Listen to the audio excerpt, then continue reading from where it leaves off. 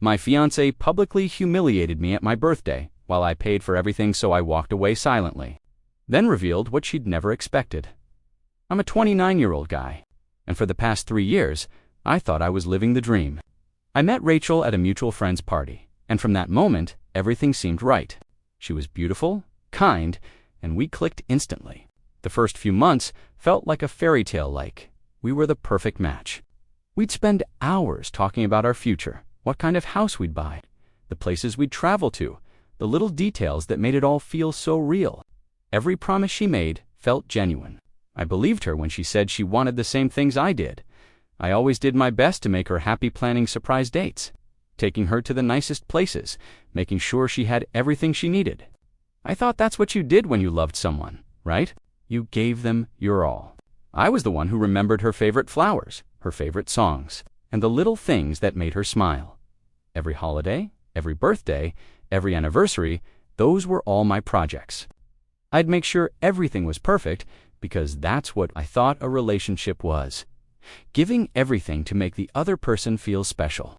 I loved doing it, especially when she smiled, when she looked at me like I was the most important person in the world. But somewhere in the back of my mind, a nagging feeling started to creep in. I'd planned these elaborate surprises, but something always felt off. She'd thank me, of course, but there was a distance behind her smile. I'd pushed the thought aside, telling myself it was just me overthinking things. But deep down, I couldn't shake the feeling that maybe, just maybe, I was the only one putting in the effort. That she wasn't as invested as I was. It was supposed to be the perfect birthday. My birthday, sure, but I had planned it as something we could both celebrate. I wanted to surprise Rachel in a way that would show her how much she meant to me. I rented this beautiful venue, one of those chic places with string lights and a vintage bar, the kind of setting you see in movies. I knew she'd love it. I booked a live band, handpicked the guests' friends, family, people who mattered, and I made sure the food and drinks were exactly what Rachel liked. It wasn't just about celebrating Mitt, it was about celebrating us, about showing Rachel I was in this for real. As the day approached, I couldn't help but feel excited. This was going to be our moment. I wanted it to be memorable, not just for me, but for her too. We had been through so much together. I wanted to feel like this was proof of the future I'd envisioned together, forever. The night of the party came, and everything looked perfect. The guests were mingling, laughing, enjoying themselves. Rachel looked stunning, she always did. But tonight, something was different. She was distant, almost aloof. She'd glance at me, give me that polite smile, but there was nothing behind it. I tried not to let it bother me. I thought maybe she was just tired, or maybe she didn't like all the attention. But then she slipped away for a moment, disappearing into the crowd. I found her by the bar, talking to some guy I didn't recognize. I didn't think much of it at first, but something about the way she was leaning in, laughing too hard at his jokes, my gut twisted. I approached, but she didn't even acknowledge me when she finally noticed me. She smiled weakly. "Hey, babe," she said, barely looking at me. "Everything's fine, right?" I nodded, but I could feel the weight of the moment settling in. This wasn't the Rachel I knew. And suddenly, for the first time in our entire relationship, I felt alone. I excused myself to the bathroom, trying to shake the feeling. Something didn't sit right, and I couldn't put my finger on it. Not yet, at least. I went to the bathroom, hoping a few minutes of solitude would help me clear my head. I stared at my reflection in the mirror, trying to shake the tension gnawing at my chest. What was happening? Everything had been fine just a few days ago. We were laughing, planning our next trip, talking about our future, just like we always did. But tonight, it felt like a switch had been flipped, and I was being left in the dark. I tried to push the worry aside, telling myself I was overthinking it.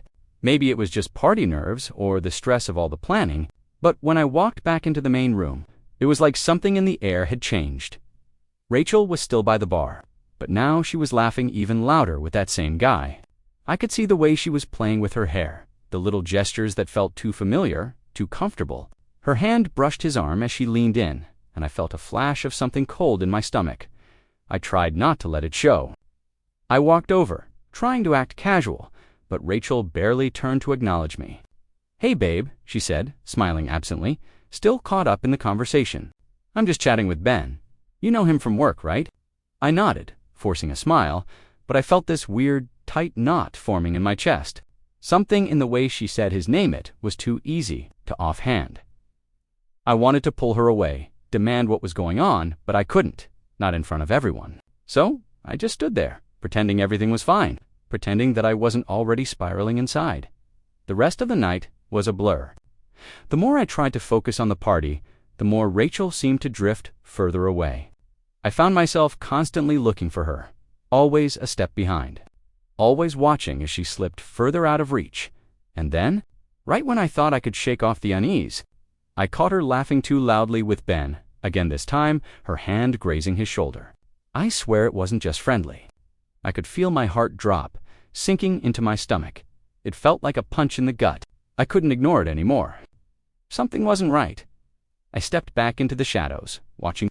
This was the moment where I realized I wasn't part of the picture anymore. Rachel and Ben, they were the ones who mattered, and I was the one left behind. I don't know what hurt more, the way Rachel had been acting, or the way I felt so invisible, like I didn't even exist in my own celebration. But things took a turn for the worse when it happened. I should have known the night was spiraling, but I didn't expect Rachel to do what she did. It was during the toast, the moment when everyone's supposed to be celebrating. I had planned this beautiful speech, talking about how grateful I was for all the people in my life, especially Rachel. I wanted to thank her for being by my side for the last 3 years.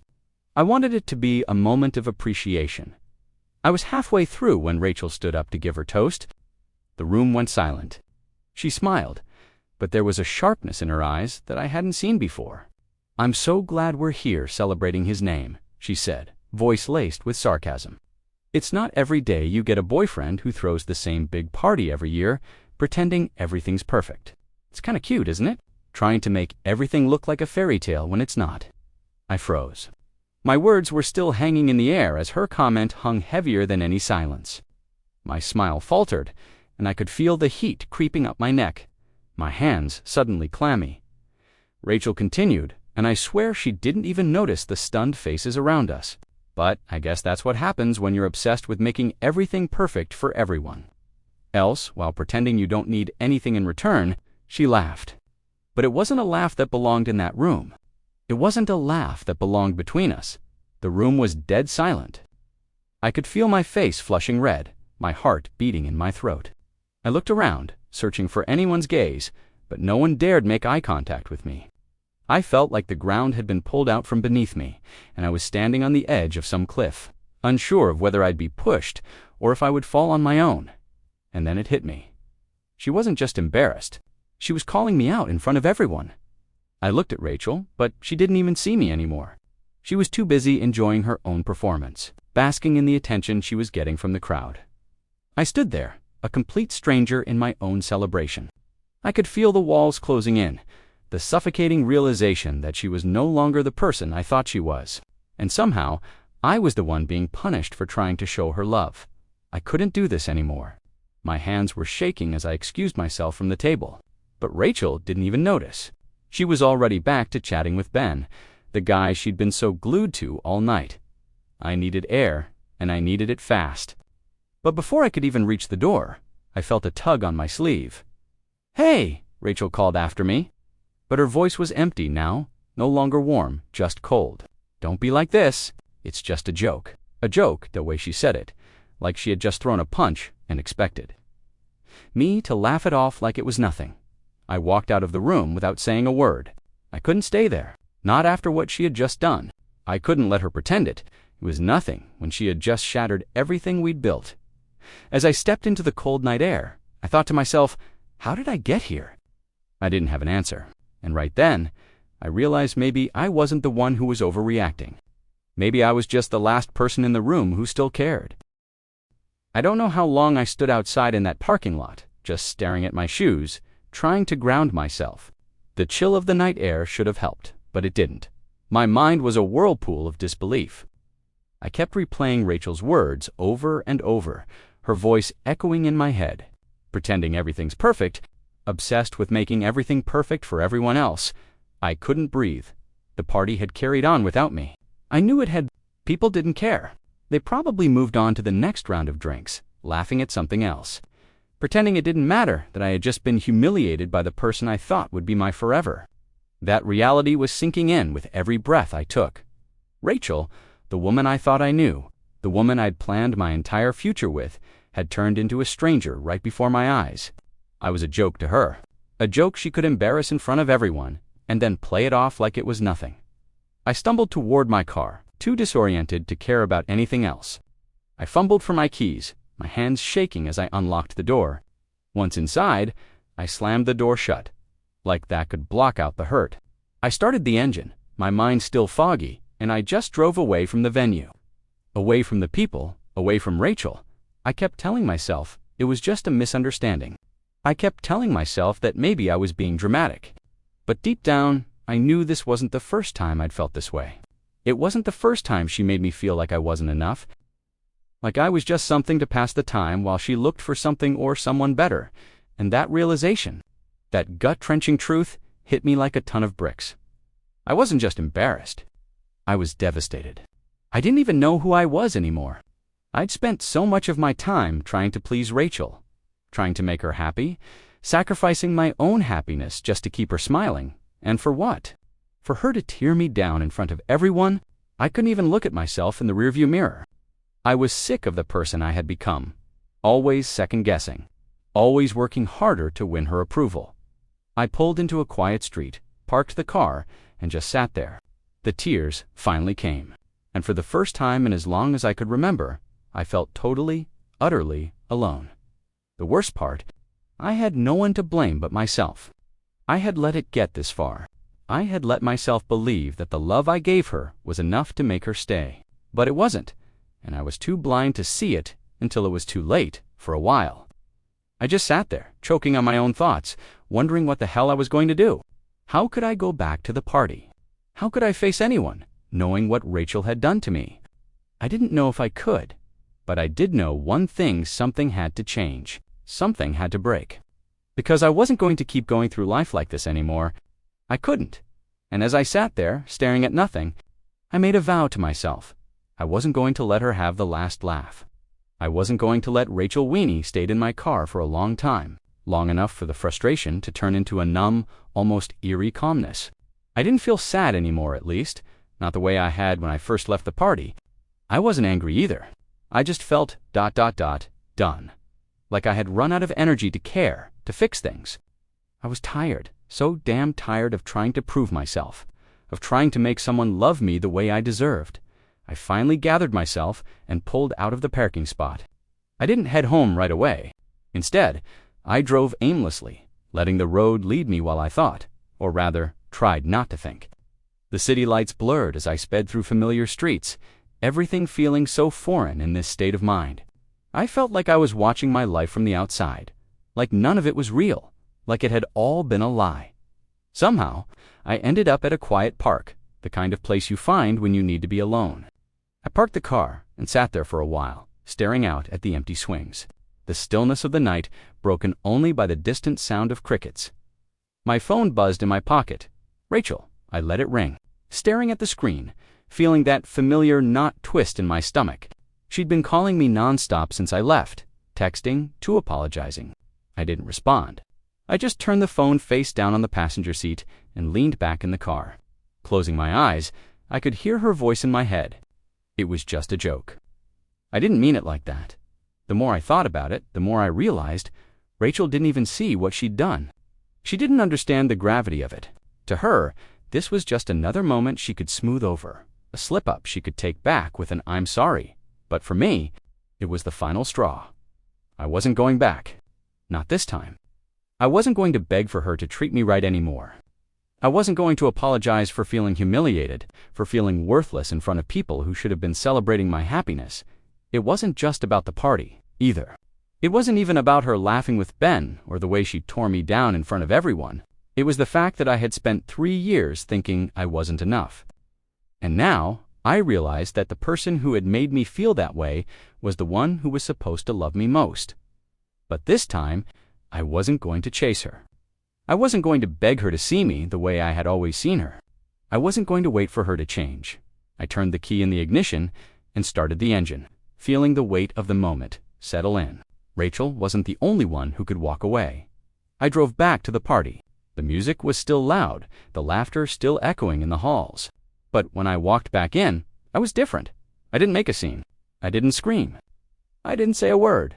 I just walked out. And I left everything behind, Rachel, the party, the person I used to be, as I stepped into the quiet of the night. I realized something I hadn't before. I could be okay without her. I spent the next few days in a kind of limbo. I didn't know where I was or what I was supposed to do next.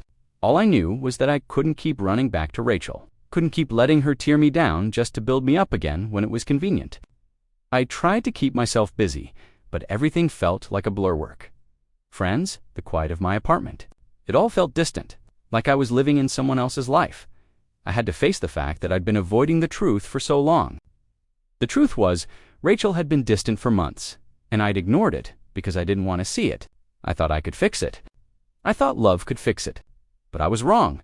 My phone didn't stop buzzing with messages from Rachel. She was sorry. She didn't mean it. She wanted to talk. Every time I looked at my screen, I saw her name, and it felt like a punch to the gut.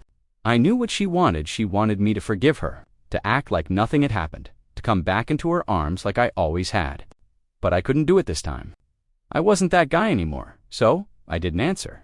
Not once. But when I checked my phone one night after I'd gotten home from work, I saw a message that stood out from the others. We need to talk. I'm sorry for what happened at the party. I made a mistake, but I'm scared I'm losing you. Don't do this. Please come home. It wasn't just the apology that hit me.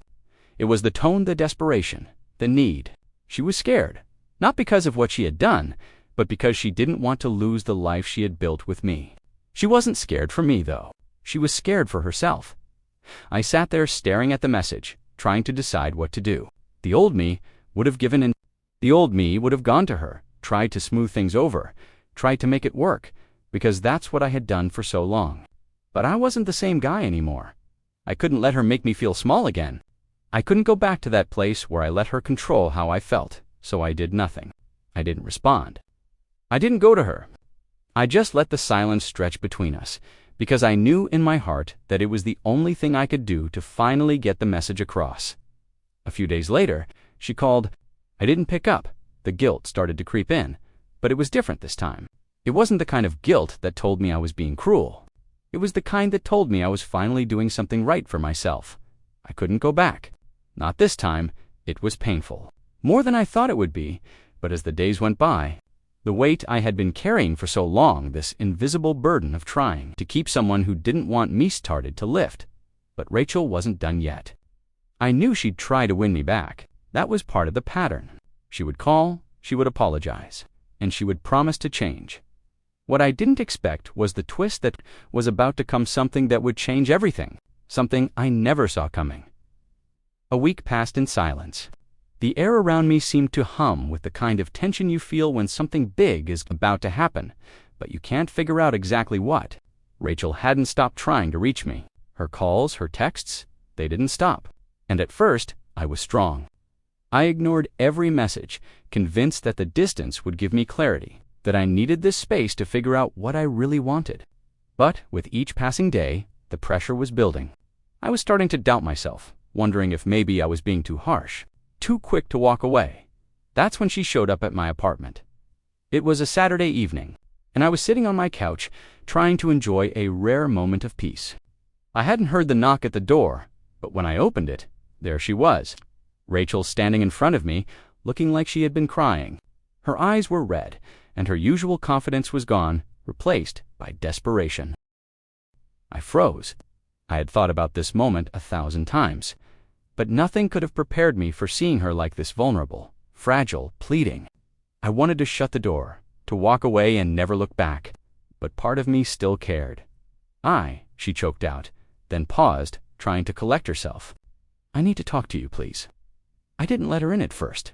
I didn't trust myself to let her cross the threshold without saying something I might regret. What is it, Rachel? Her gaze dropped to the ground, and she took a shaky breath before meeting my eyes again. I'm sorry, she said softly, her voice cracking. I messed up. I don't even know how it happened.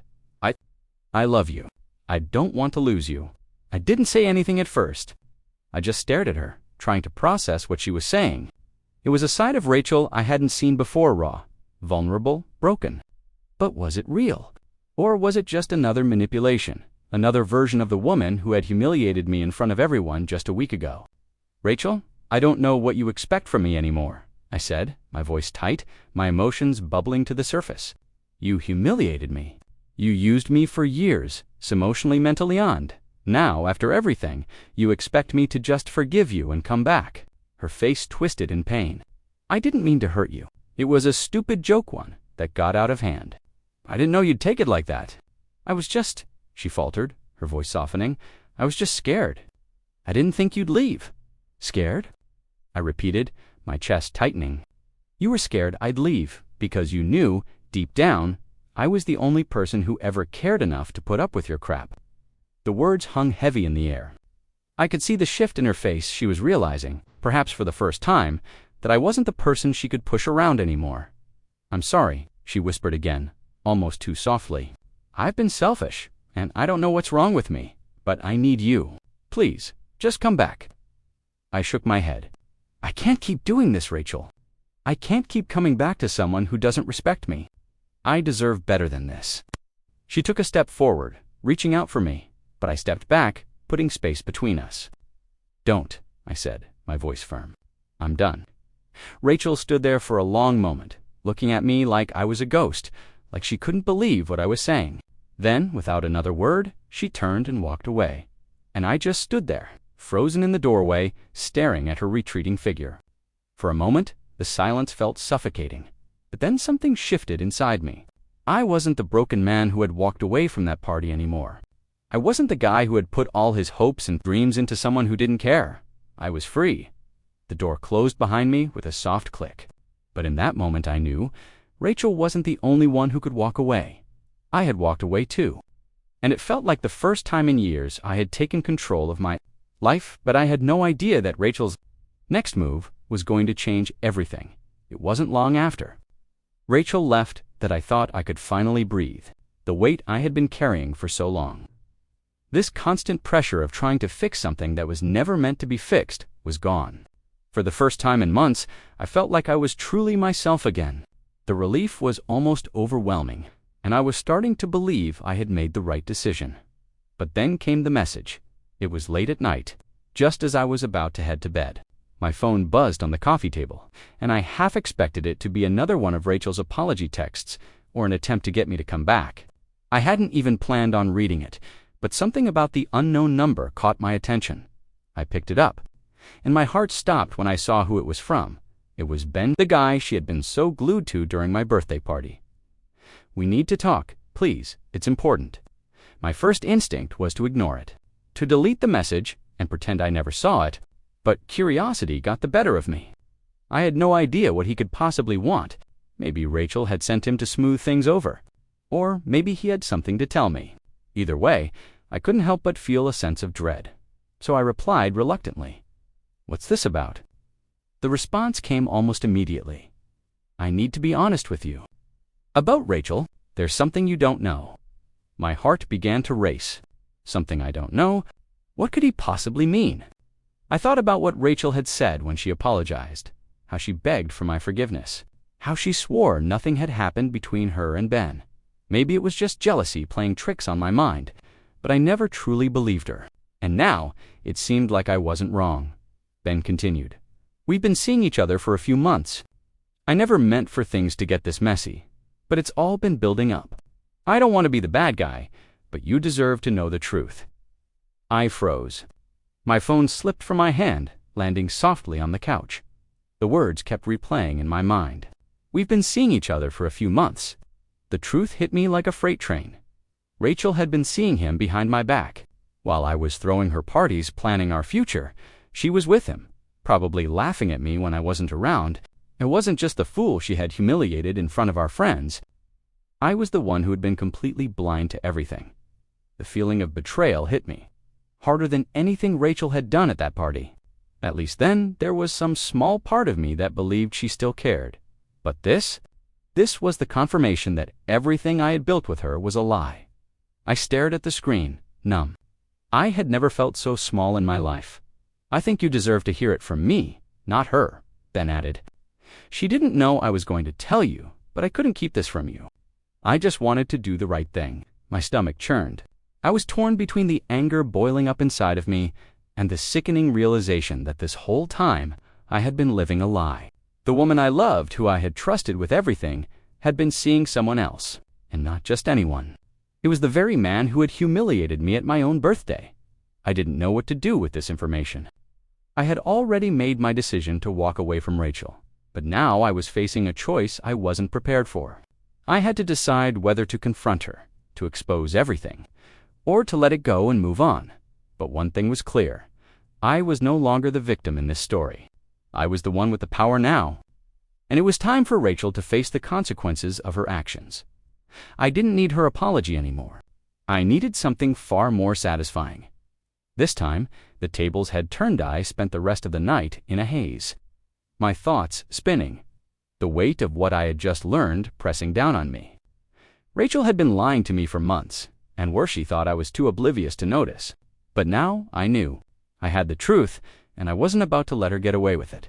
I didn't need to make a scene, didn't need to shout or scream. I wasn't that person anymore. But I wasn't going to let this slide. Not when I had spent so long sacrificing for a woman who never appreciated it, never saw me for who I really was. I didn't want her back, but I wasn't going to let her walk away without facing the consequences of her betrayal. I stared at my phone, holding the message from Ben, reading it over and over again. I knew what I had to do. The next morning, I didn't text Rachel. I didn't call her. I didn't respond to the hundreds of messages she had sent over the past week. Instead, I spent the day planning. I knew how Rachel worked. She wasn't the kind of person who took responsibility for her mistakes, so I had to make her. I started by gathering evidence. I knew it wouldn't be enough to just tell her I knew about her affair. I had to make sure she couldn't spin it or deny it. I pulled up her social media carefully, quietly, and started piecing things together. Pictures of her and Ben together. Little moments of them laughing, holding hands, even posting cryptic captions. Nothing blatant, nothing that screamed infidelity, but enough to paint a picture. Once I had everything, I started crafting my message. It wasn't angry, it wasn't vengeful in the traditional sense. It was simple, cold, and final. I wasn't going to beg her for an explanation or fight with her. I wasn't going to give her any power over me. I know everything. I know about you and Ben.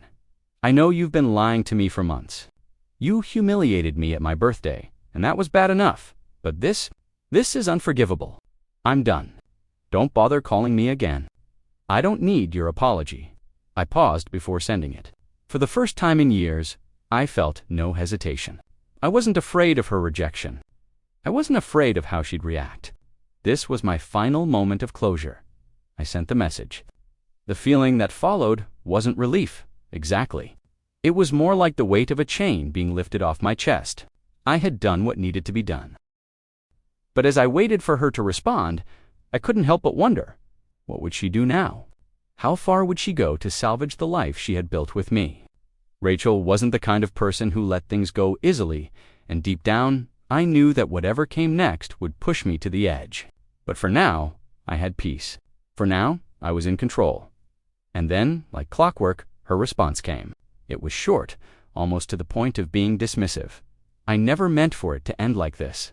I was wrong, okay? But I can't lose you. Don't do this. I sat there, reading the message, feeling the old pull, the temptation to take her back, to fall back into the comfort of our past, even if it was a lie. But then I remembered everything I had already been through: the humiliation, the constant sacrifice, the empty promises. No, I wasn't going back. It's too late. Goodbye, Rachel. I hit send.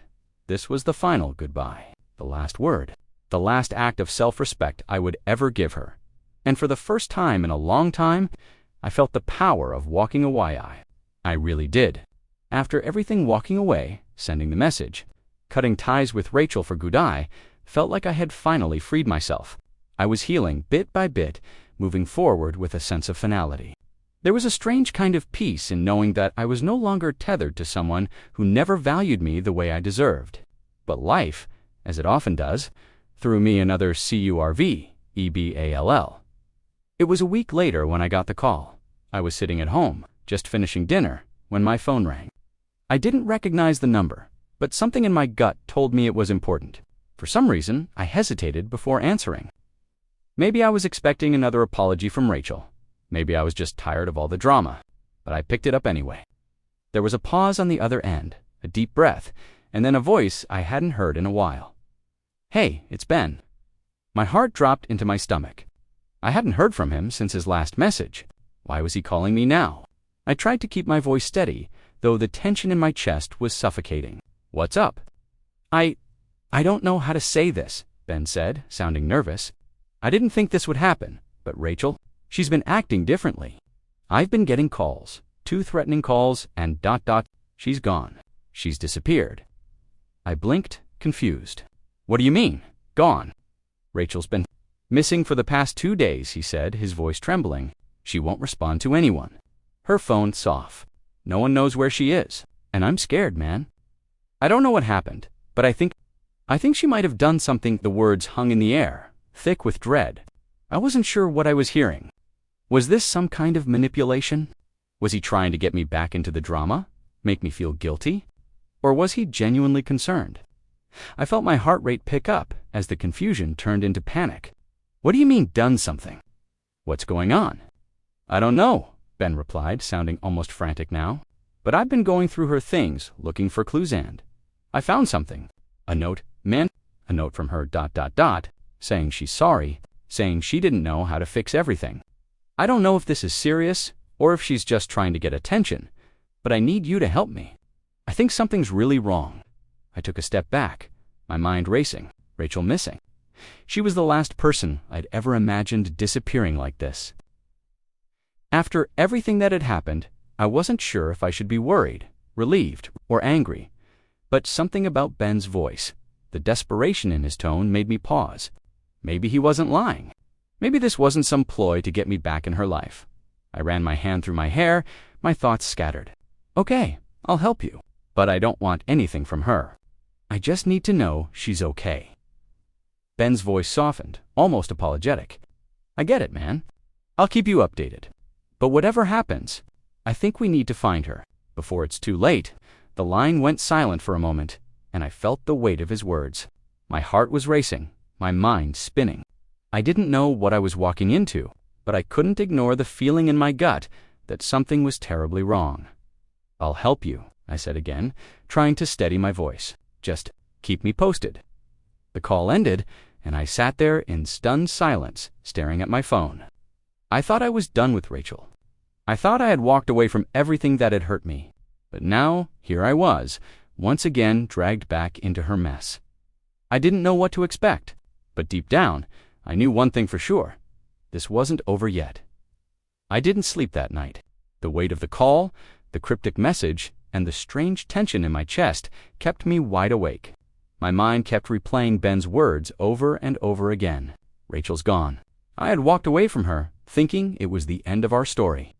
But now it felt like the chapters weren't done yet. I kept asking myself, how had it gotten to this point?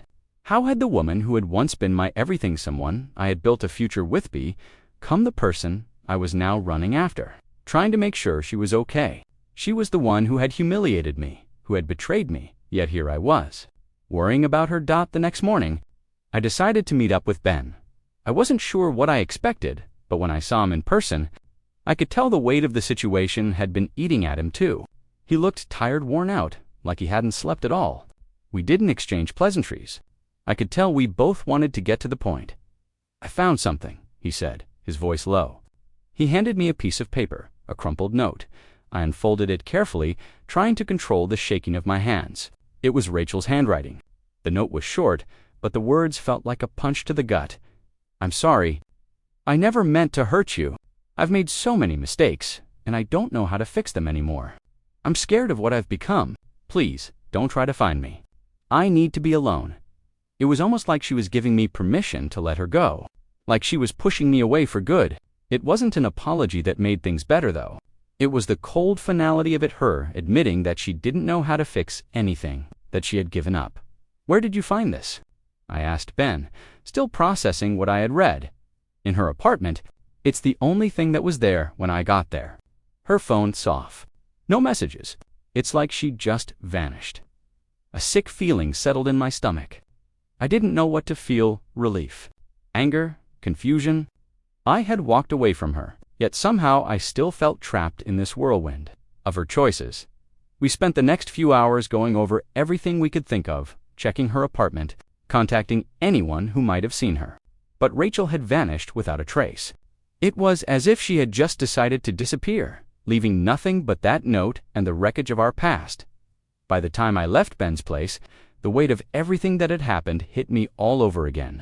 The betrayal, the humiliation, the lies, and then this Rachel, completely pulling herself out of my life without so much as a second glance. It was a strange feeling, this mix of freedom and loss. I had finally made the choice to walk away, to take control of my life again, but in doing so, I had to admit that I was still affected by her. I drove home that night, sitting in the quiet of my apartment, staring out the window. It wasn't the kind of peace I had imagined, but it was something. It was mine. Rachel was gone, for good. And in a way, it felt like the end of a chapter. A painful, drawn-out chapter that had taken me years to close. But now, I was free. I had learned that walking away wasn't just about leaving someone behind. It was about reclaiming yourself, about realizing that you're worth more than the scraps someone else is willing to give you. Rachel's disappearance didn't change the fact that I had made the right decision. It didn't change the fact that, even though I still had moments of doubt, I was better off without her. She had made her choices, and now, so had I. I took a deep breath, and for the first time in a long time, I felt something I hadn't felt in ages. The kind that came from knowing I wasn't chasing after someone who didn't care. The kind that came from realizing I was enough. Just as I was, I sent a final text to Ben the next morning, just a short message: let her go. We both need to. And just like that, I closed the door on Rachel for good.